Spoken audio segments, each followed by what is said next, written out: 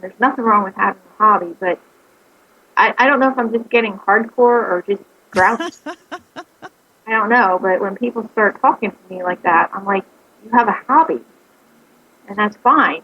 But if you want to move to a business status, these are the things you have to do. People go, well, we don't have the money for a website. Well, then you're not a real business, because you may have to go into some debt to have a very effective business plan, including a website or marketing plan, and move on from there. And if all you want to do is be creative and write all the time, you're probably not the right person for the job for the other parts that are required to be a business owner. So basically, they have to accept the fact that they're in sales, which I tell a lot of women, they don't like sales, then you don't want to be in business.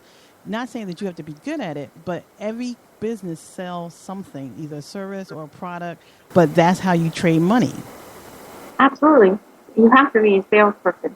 You have to be able, the first thing I ask people, I said, what do you do? You tell me what you do. And they're like 20 minutes later, they're still not able to communicate to me what they do. I can't even get into the why or how. What do you do? It just throws people. What do you do? And some people give this really kind of static 30-second commercial. I'm like, geez. Boring. Don't be boring. Have some passion. Put some life in your butt. You're doing your life's work. You think you'd be happy. You think you work hard enough to know how to communicate within, a minute or 2 minutes exactly what you do. And maybe throw some personality in there and some, be a little bit animated and have a little bit of fun. But, sometimes it's hard. I think I'm just old and grouchy. And I hate to see people wasting their time or just spinning and, like I said, hiding rather than moving forward. And I would much rather move forward. And, people go, oh, I can't do it. It's the economy.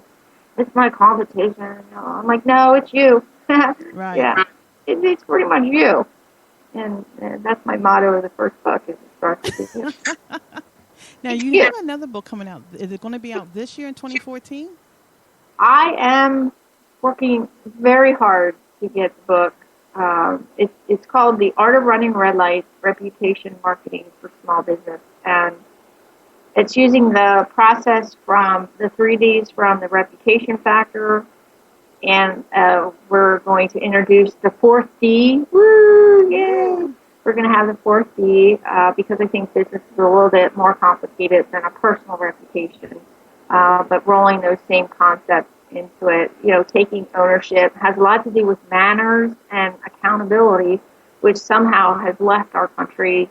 I don't know what happened, but we don't seem to be accountable for anything, and we don't seem to have manners. I was interviewed, and they said, what do you want people to start doing in 2014 that they aren't in 2013? I said, using their turn signal. Oh, I know. That really frustrates me. There's a reason it's there, people. Why don't you do, you impact everybody around you immediately and possibly deadly if you just don't use your turn signal. So I said, you need to stop twerking, you need to stop doing selfies, and you need to stop wearing pajamas at the grocery store. Those are my 4.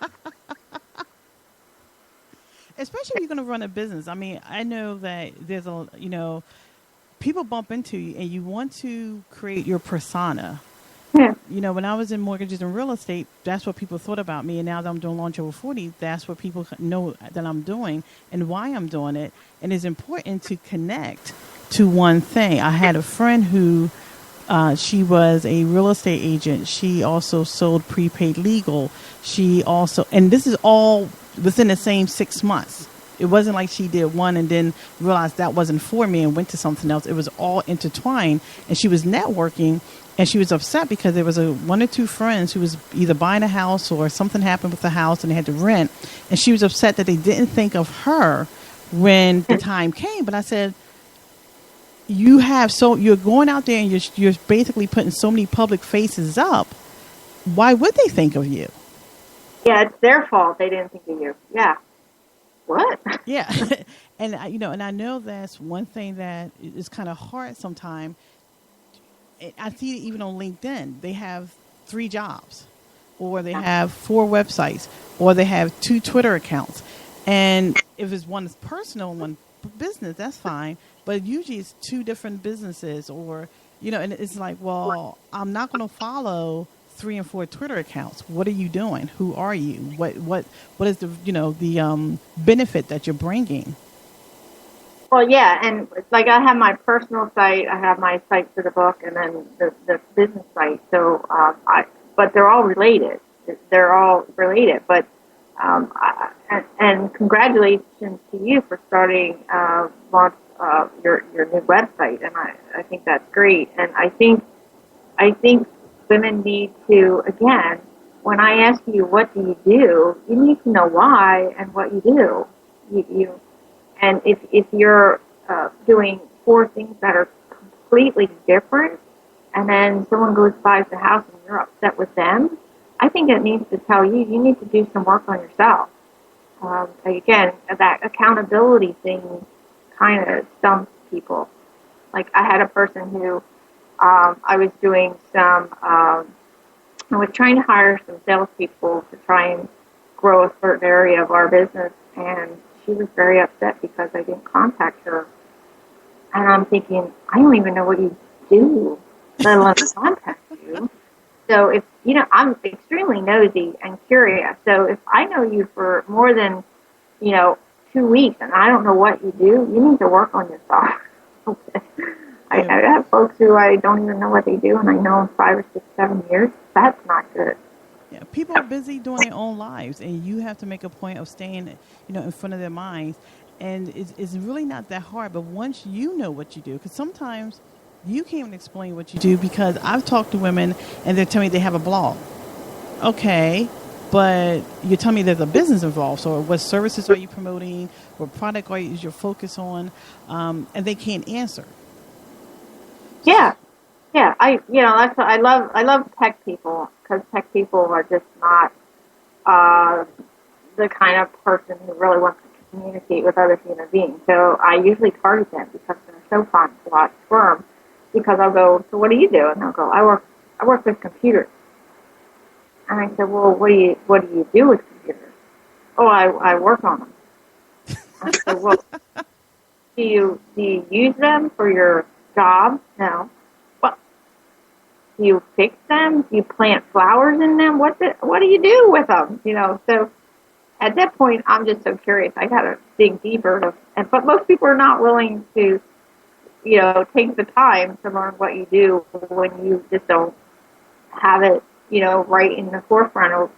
And these folks are independent folks, computer people that go out to your house and fix your computer. And I said, how do you get any clients? Because you can't communicate what you're doing. I mean, right, who's going to do it? Who's going to do it if you don't do it? And if you have staff, if you don't know what you're doing, they certainly don't know what you're doing. I mean, it all comes from the leadership. And again, while they're supposed to do their job, well, what if they don't know what they're supposed to do? It's amazing. It happens a lot in restaurants. Well, they're supposed to know. They're supposed to do their job. I'm like, well, what is their job in there? Well, I see the problem. It's not your waitresses. That would be you. But so if I was a newer company, Pam, and I just launched over 40, and I came to you, what type of things could you help me with? What we would do, we would sit down and have a conversation. People think I'm like this. No. I know it all. What we do is we have to go through some steps to discover where you currently are, define where you want to be, and then develop that. So let's say with your website, you have to identify, first of all, the revenue stream. So what and how are you going to develop a revenue stream?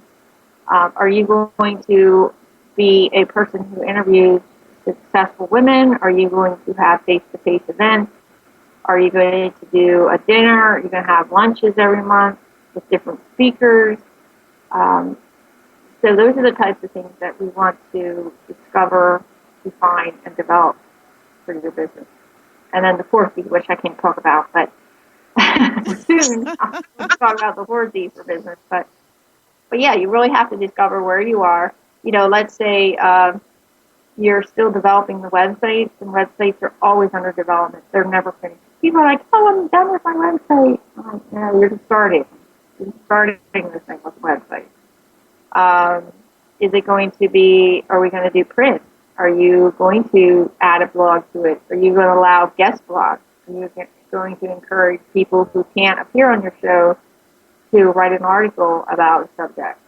So there's a lot of different things, especially online.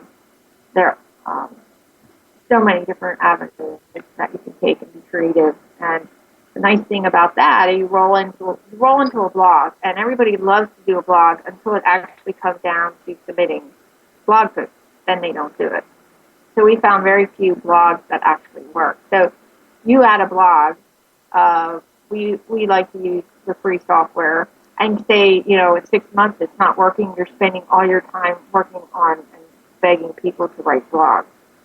Well, we decide that's not going to work, so you just undo the link.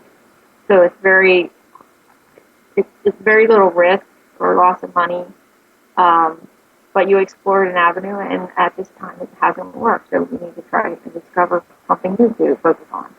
But anything that you add is going to detract from what you're currently doing, because despite what we think, there's only one of us, and there's still only 24 hours in a day, and we have to sleep. So whatever you decide to add new is going to take away from something you're already doing. And even though we're online, because this is what I find when I talk to women, I did a couple businesses offline when my kids was younger that allowed me to pretty much be available for them. And now that they're in their 20s, I'm concentrating on really some things that I have a passion about, which helping women to basically move forward in their lives. And what I find that people that want to do businesses online assume that you still don't have to go through the same process and the same steps. No, wrong. That's not right. It's actually probably a little bit harder online, because anything that you want to create, you have to develop the relationship, the audience, and your customer base. So the idea is, once you have that firmly established, however you do it, whether it be cyber or brick and mortar, I think cyber is a little bit harder because people have so many other choices online. The internet's full of stuff. We have 24/7, 365, more information than one person could ever absorb in their whole entire life or two lives. So you're competing against a lot of different things because people have short attention span. So they may be looking for something that you do, but then, they found this along the way, and they never actually get it to you. Unlike brick and mortar, when they're in your door, they're in your door. So they're both different. They're both difficult, but they both have to have that, I call them the 5 laws of business, to be successful. And then you really have to be good at what you do. Then you really have to have a good product. So if you would decide to do monthly lunches and have a speaker, lunch and learn, and then you decide, well, maybe we're going to franchise this into different areas, so then you enlist the help of somebody in a different area to have the lunches in their area and bring their network into it. That's how you grow. And go into this area and you create and duplicate what you have as tried and true, or what you're doing now, and grow it into other areas.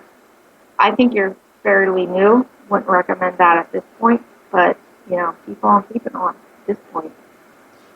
Yeah, that's a good idea, and I've even thought about that when I created Launch Over 40, because I wanted to, to figure out, did I want to be strictly online, or did I want to branch out offline eventually? And of course, eventually you do, because at the end of the day, online, no matter how personal you try to make it, it's still no real substitute for connecting with women in your area. Yeah, I don't get that hug after we're done. I want the hug. I always shake hands on the way in and hug on the way out. It's hard to do on your computer. It really is.